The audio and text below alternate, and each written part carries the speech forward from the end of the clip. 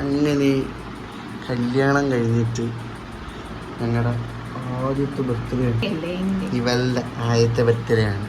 കഴിഞ്ഞ എല്ലാ ബർത്ത്ഡേ അടിപൊളിയായിരുന്നു. പക്ഷേ അന്നൊക്കെ ഞങ്ങൾ ആരായിരുന്നു, ലവേഴ്സ് ആയിരുന്നു, കപ്പിൾസ് ആയിരുന്നു. പക്ഷെ ഇന്ന് this is my wife. Officially കഴിഞ്ഞ 8 ഫെബ്രുവരി 8 ഞാനിതിനെ അങ്ങ് കെട്ടി. അപ്പോൾ ഞങ്ങളുടെ അല്ലു ബേബിൻ്റെ ബർത്ത്ഡേ ആണ്. അപ്പോൾ സമയം 12 മണിയായി.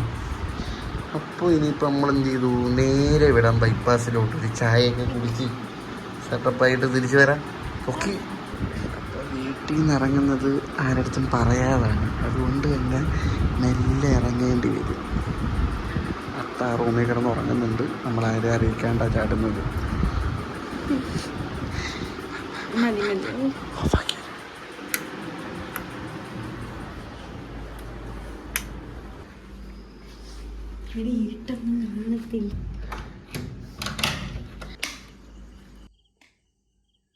Happy birthday to you. Happy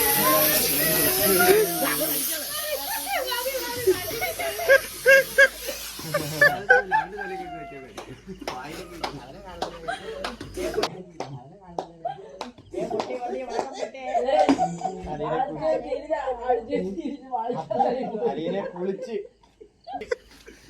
ഒരു സൈഡ് വെച്ച്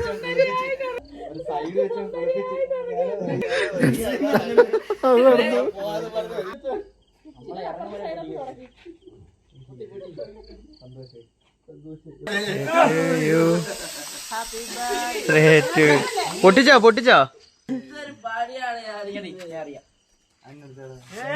ആ ഇപ്പൊ വീണ്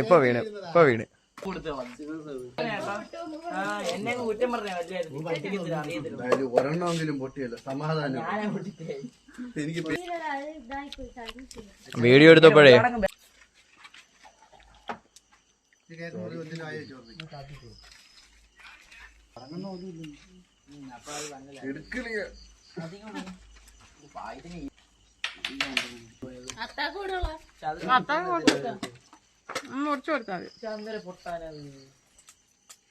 ഇത് പൊട്ടി. ഈ സാധനം എന്റെ കയ്യിൽ പൊട്ടത്തൂല്ല.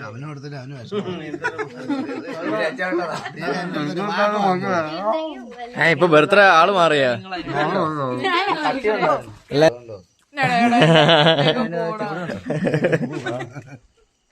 പഴം പോലെ ഇരിക്കും. ഇത് കട്ടിയുണ്ടല്ലേ?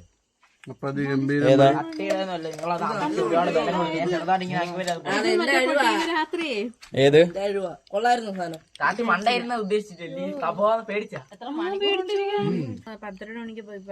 ഇത് റെഡിയായോ ഇല്ലയോ അളിയ ലേറ്റ് ആക്കോ?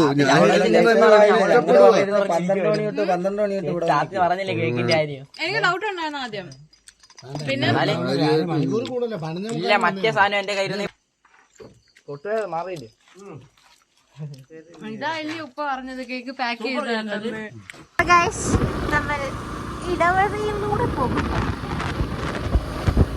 ബേബി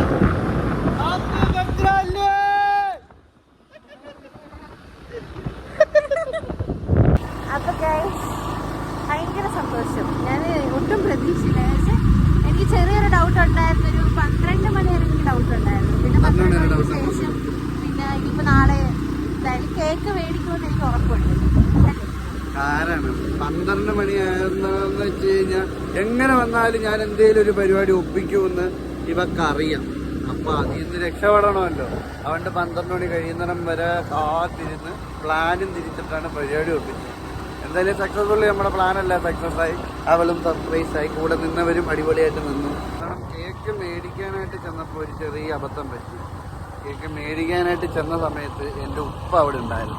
അന്നേരം ഉപ്പ മേടിക്കുന്നതും പാക്ക് ചെയ്യുന്നതും കണ്ടു. മൂപ്പര് എൻ്റെ ഭാഗത്തും തെറ്റുണ്ട്. കാരണം ഞാൻ മൂപ്പരടുത്ത് പറഞ്ഞില്ല ഇത് സർപ്രൈസായിട്ട് ചെയ്യുവാണ്. മൂപ്പരിത് നേരെ വീട്ടിൽ ചെന്ന് അങ്ങ് അവതരിപ്പിച്ചളഞ്ഞ് അത് അവിടാണ് ഡൗട്ട് വീണത്. അവിടെ ഡൗട്ട് വീണത്. അന്നേരം ഞാൻ എന്ത് ചെയ്തു, പ്രസൻസ് ഓഫ് മൈൻഡ് അത് ഉണ്ടായത് കൊണ്ട് നാളെ എന്തായാലും കേക്ക് മേടിക്കുമെന്നുള്ളതൊക്കെ അറിയാം. രാവിലെ കേക്ക് മേടിക്കുമെന്ന് ഉറപ്പുള്ള കാര്യമാണ്. അതുകൊണ്ട് എന്ത് ചെയ്ത് അത് സർപ്രൈസ് ആണെന്നും പറഞ്ഞിട്ട് അതിന് ഓർഡർ കൊടുക്കാൻ പോയതാണെന്നും പറഞ്ഞിട്ട് അതിട്ട് പൊട്ടിക്കുന്നതാണ് പോലെ ഒരു പ്ലാൻ അങ്ങ് ഇറങ്ങി. അത് സക്സസ് ആയി, അത് വിശ്വസിക്കുകയും ചെയ്തു. പക്ഷെ 12 മണി വരെ അവർക്ക് ഡൗട്ട് ഉണ്ടായിരുന്നു എന്തെങ്കിലും വകുപ്പ് തരും. 12 മണി കാര്യങ്ങൾ സെറ്റ് ചെയ്യണ്ടേ, തൊട്ടടുത്ത് നിൽക്കുള്ളൂ. സംഭവം എന്തായാലും അടിപൊളിയായിട്ട് കാര്യങ്ങൾ നടന്നു. അങ്ങനെ സക്സസ്ഫുള്ളി ചായക്കടയിലെത്തി. ഇപ്പം നമ്മുടെ ബൂസ്റ്റ് റെഡി ആയിക്കൊണ്ടിരിക്കുന്നു.